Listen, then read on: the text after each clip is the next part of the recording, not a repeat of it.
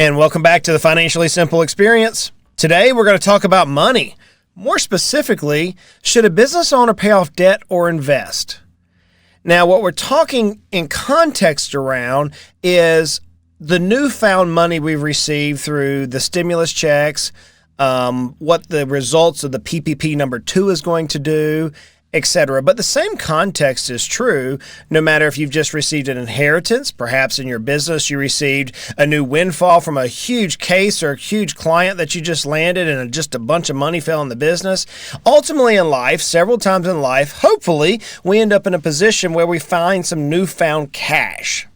So I want to answer the question, what do we do with the newfound cash? Should we as business owners pay off our debt? Or should we invest the money? The answer is, it depends. And that's not the cop-out answer, but it really is. Now, look, first of all, I hate debt. Those of you who know me, you know I hate debt. I hate it. I hate it with a passion. But I also hate paying more than my fair share of taxes. I don't like the idea of having to pay taxes that I could not have paid. So I'm going to walk you today through my process of elimination, almost like a mental flow chart that I have in my head on whenever money comes into my life. Okay, so when does money come into our lives? Well, recently, some individuals have received the stimulus checks from the federal government. I had several clients who received those, actually twice now in 2020 and early 2021. And I have some clients that are receiving the second round, or actually it's the third round, but the second round of PPP money, which candidly they don't need, but they qualify for because they had one quarter of 2020, which was down lower than 25% of a previous quarter in 2019. And even though their business is alive and well, they're going to get some money. And ultimately, this money is going to be utilized to pay employees and pay things, which is just going to cause the net revenues of the company to go up, which in terms is going to provide extra cash that they were not anticipating. So those are the most recent things that have happened. But, I received an inheritance from one of my aunts who I loved. So I received an inheritance. You may receive an inheritance from your family. You may end up, like I said, closing a case. Look, every circumstance is going to be different. Every circumstance is going to be different, without a doubt.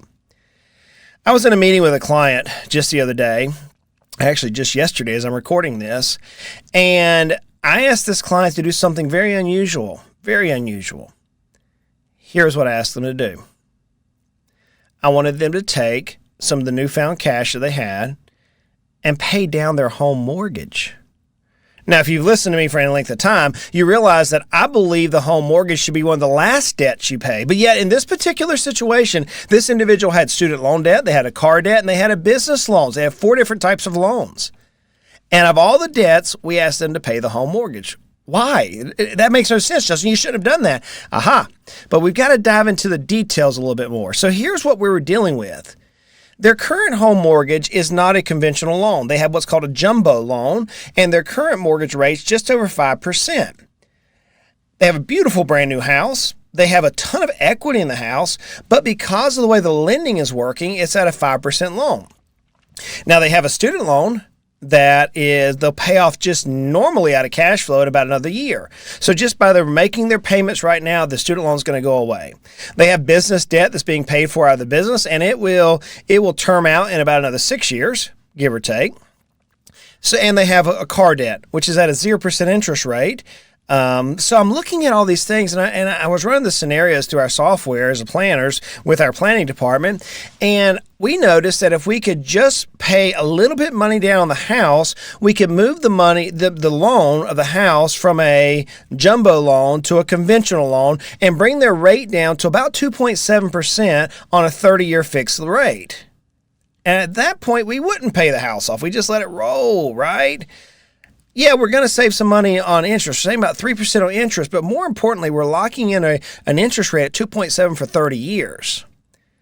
So in this particular newfound cash, we opted to use the cash to put ourselves in a position to lock in cash flow for a long period of time. Sure, we could have invested the cash and perhaps made a 7, 8, 9, 10% return. We could have done that.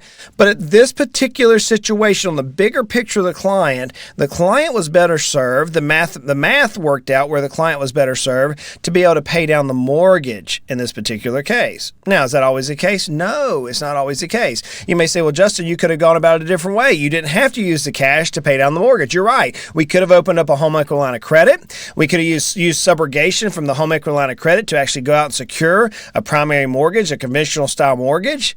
But it didn't make sense when we looked at the bigger goals and the meta narrative, the overarching theme of this client's life. So that's why I say it depends. It always depends on your particular circumstance. Your ethos, your values in life is going to help determine how you handle cash. So I want to walk you through my personal decision tree that I work with. And when I'm meeting with clients and we're walking through newfound cash, for whatever reason, how do we do this? Do we pay off debt or do we invest? Now, I got to use a couple of assumptions here. I make the assumption, because of the clientele we work with, that the federal tax rate is going to be greater than about 25%. That's an assumption that we often use. I personally pay more than, I'm at a tax rate that's higher than that. And most of the clients we work with as business owners are in a higher tax bracket. Now, the state taxes or the local taxes, et cetera, may end up pushing them even greater depending on where they're domiciled. I also make this assumption, this is my assumption, I'm not guaranteeing anything here, but I assume that securities or security investments, stocks, bonds, mutual funds, ETFs, the securities world is going to return me roughly about 7 to 8%. That's my assumption. Right? You say, well, Justin, so-and-so says we can get a 12% return. Perhaps you can. Perhaps you can. Perhaps you can't. It just depends. It depends on a lot of things. It depends on the timing of the overall cycle of the markets, etc. But I assume from a static standpoint that we are getting roughly about an 8% return. And I make the assumption that investment property is a tax play. Investment property is a tax play. I've researched it to the hilt. I personally have owned dozens of pieces of real estate in my life. I have dealt with real estate. I've researched it. I've dealt with clients who have real estate. I've dealt with clients who have hundreds of different properties. And inevitably, I realize that investment property on its own, unless it's bought at a trough in the market, which most people don't, it's not going to return that great of a return, barring the tax play. You say, well, Justin, we bought a piece of property. Yeah, look, I've heard all the stories. I've been doing this for a long time.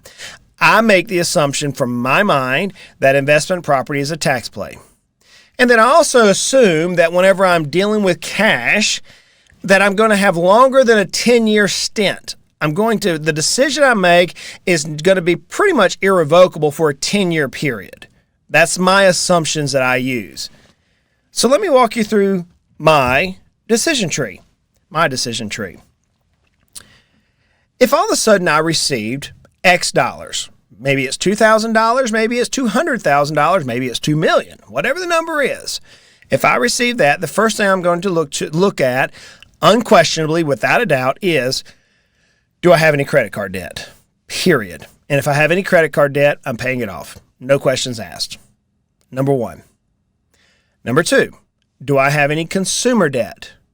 Consumer debt. Did I personally, and I don't believe in this, but this is the question I walk through my brain and I work it through with clients as well. Did I go to Bass Pro Shop? Hey, by the way, Bass Pro guys, if y'all are listening to me, y'all should really sponsor me because I love your store and I talk about you all the time. So hashtag Bass Pro Shop there. If I go to Bass Pro Shop and say I want to buy a new four-wheeler from Bass Pro Shop, do I end up financing it through their consumer debt position? Right? Do I have an in-store credit card? If I do, pay it off, period. Newfound cash, pay it off. Now, I don't advise that. I hate consumer debt. Hate it. Credit cards are useful, but I pay them off every month. That's my personal belief. I hope you make it yours. The third thing, which is non-negotiable, is if we owe the Internal Revenue Service, period, if we owe them in any way, pay them off. We do not want the IRS as tax collectors for our life. So right off the bat, I'm looking at pretty much unsecured debt and the Internal Revenue Service. I want them completely gone. No questions asked. I don't care what the interest rates are on each of those unsecured debts. I don't care. I don't care if you have a 0% credit card. I don't care. I want to pay them off, period. Justin, that may not be prudent. May not be. I'm sure there's all sorts of scenarios we can count.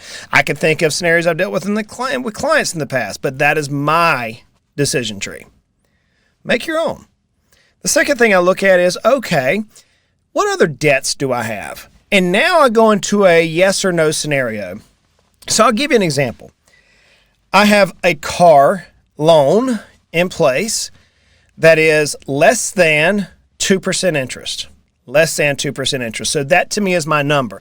If I see a client that has less than 2% interest on their car and the car debt is less than the liquidation value of that car and the term is less than 4 years. So if I have a car that has debt on it, is my interest rate lower than 2%? Is the value of the car, if I were to go to sell the car, trade it in, whatever, can I walk away being free and clear without having to bring money to the table? And will this car be paid off in 4 years? That's my decision tree. Now, you can adjust those numbers any way you want to. You may do something different. But if I have a car payment that meets all those criteria, then I'm not going to pay it off. I'm going to invest. I'm going to invest, or I'm going to move down the line. So that is my first yes for investing. So I have no credit card debt. I have no consumer debt. I have no IRS debt. My car loans are not upside down. They're very low interest, and I can get them paid for in a couple of years. Great. I'm not going to pay it off. I'm going to move down the ladder. See how this works in my decision tree? So now I'm, okay, yes, I have a potential to invest over here. Let me go down. Do I have any student loan debt? Some people do. I personally don't. I paid mine off years ago, which I'll be really upset if everybody gets forgiven and I didn't get mine after I busted my butt to pay it off. That's just, I think it's unfair personally, and that's a political standpoint that I'll make. I'll move on now so I don't cause any problems on my political views. But if I had student loan debt, I'm going to ask the question, is my interest rate lower than 4%? Is it lower than 4%? You may say 5%. You may say 6%. I use 4% for me. And can I pay the student loan off in 5 years, or is the term greater than 5 years? See, some professionals end up with having student loans that are 15, 20 years old, or they'll pay for them for 15 or 20 years. And the rates are, I've seen clients that have 0.75 interest rates. Man, I don't know if I'm going to make a hammer to pay that off. So if I'm looking at student loans, is my rate reasonable if it's less than 4%? And is my term greater than 5 years? If it's less than 5 years, man, just get rid of the stupid thing. If it's greater than 5 years and the rate's less than 4%, then I'll consider investing. So if I'm there, then I'm going to say, yes, I'm still moving in the investing area. So now I'll look at things like a boat. Do I have a boat loan? No, I don't, but many people do. Is my rate on my boat less than 5%? And is it less than 5 years? See, so many times we'll look at boats and things of that nature, and people will consider them second homes. Man, what a money pit. Now, if you have the rest of your life being met, your obligations, and we can talk about that, but the average individual doesn't. They don't. So there's always exceptions here. So please don't say, hey, look, Justin, I have a 42-foot Cubby Cruiser, and it's worth $250,000, and I'm paying $3,000 a month on this, and I'm not going to pay it off.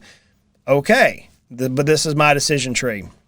I would never buy a $250,000 Cubby Cruiser, personal opinion, unless I maybe retired and I was ready to do the Great Loop, which you travel from Tennessee all the way up to Maine in a boat. I think I would like to do that one day, but we'll see.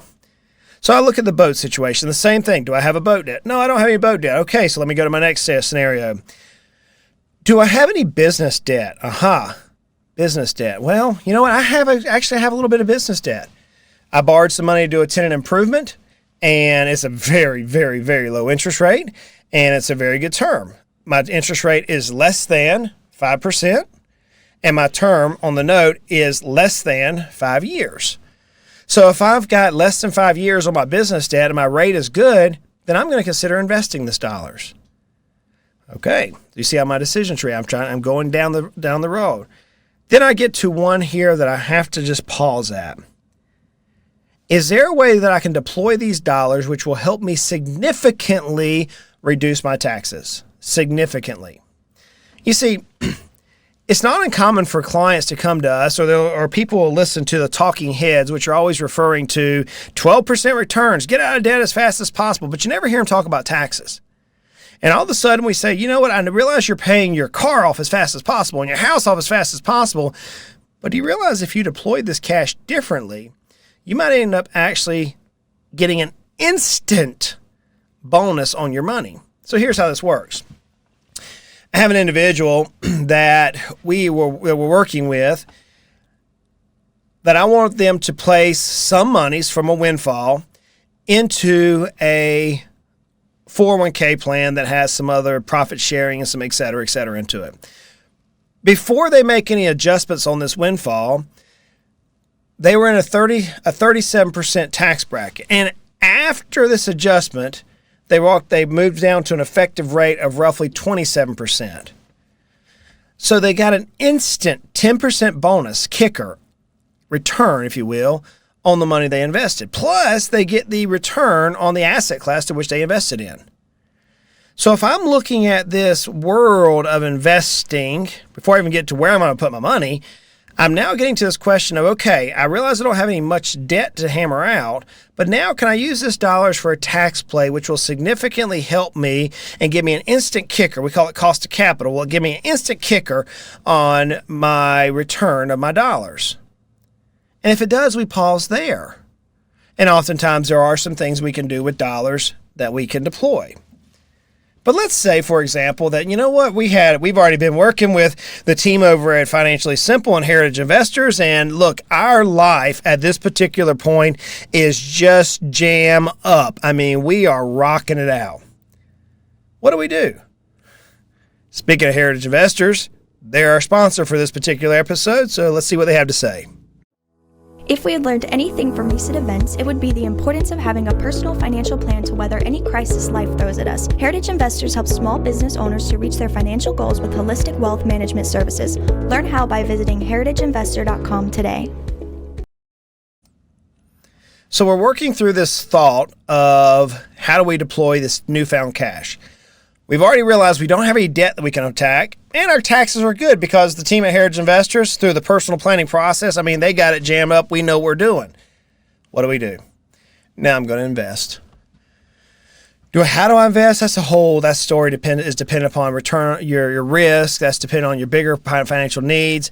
That's dependent on your business strategies, your values, your mission, whatever it is. I have this belief that you should invest tax efficiently. In other words, I'd like to start every year by maxing out my HSA, health savings account. It gets a triple tax treatment. It's the only account out there that does it. I also like to get as much money as I can in tax-free accounts like Roth IRAs or Roth 401ks. There's a number of ways to do that as well. I firmly believe, based on the printing of dollars, if you will, I'm using that term loosely, that we're going to see the tax rates move up in my lifetime. And therefore, any dollars that I can shelter from taxes and have tax-free growth and be able to get the money out tax-free, you betcha I'm going to invest that way. And then occasionally we have to invest where we're deferring some taxes because of our tax management techniques. But I'm going to invest somehow. So as you receive this windfall profits, as you receive this particular stimulus, as you're working through this PPP round number 2, and you're seeing you have greater net operating income than you've ever dealt with in your business before, and you're wondering, should I pay off my debt or should I invest? Think through your decision tree. Maybe you don't have a way. Maybe this is where your planner can help you and put some quantification to it. But think through the decision tree. Here's the one thing, and we actually did a video. We're going to put it in the show notes below, and then we'll link it on our blog episode that actually matches that particular podcast. By the way, I don't know if you're aware of this. Every episode is recorded, and we put it in written format with graphics and illustrations on the Financially Simple website. While you're at Financially Simple, go ahead and sign up for the newsletter while you're there. But you'll be able to see this particular video embedded. And I did a mathematical. It's about 30 minutes long, and there's some very annoying music in there that I wish I could cut out, but I can't. Talking about should I invest or pay off my house. And I actually show that over time on a fixed rate mortgage, a 30-year mortgage, that because of inflationary trends and everything, our mortgage payment feels less and less and less, which is why people that have had houses for 20, 30 years or 20 years, now they're just able to just write a check and pay it off because it just seems is so small. So we talk about that. So don't forget inflation. In this whole game, don't forget inflation. Inflation could move. It can move interestingly here over the next couple of years, maybe a decade or so, because of all the quantitative easing and the various stimuli that we've been dealing with. So when we invest, we're ultimately putting money back for a long period of time that should give us a return on our money, provide us a greater income, return, etc. So as you're looking at dollars coming in, do you pay off debt? Do you invest? I've walked you through my decision tree. Hopefully you have a decision tree like this. If you don't, this is what we do every single day with clients. Reach out to us. Look, 2021, this is going to be the most amazing year for us. This is the year, and I'm going to challenge you. This is the year that you should make your particular business less stressful, less owner dependent, more profitable, more scalable, easy to exit. This is the year whenever you should hammer down on your personal finances to make sure that you're not just spinning your wheels or you're not relying on this business to one day sell like so many people are. Statistically, it won't ever happen. So this is the year when you got to get serious about your personal finances. Hire somebody. Friends, 2021 is amazing. I realize life is hard. I do. But life is amazing. Life is good. And we are blessed. I know it's frustrating sometimes, but it doesn't have to be. We're going to continue to make our lives at least financially simple. Hey, let's go out and rock it out. Let's make it a great day.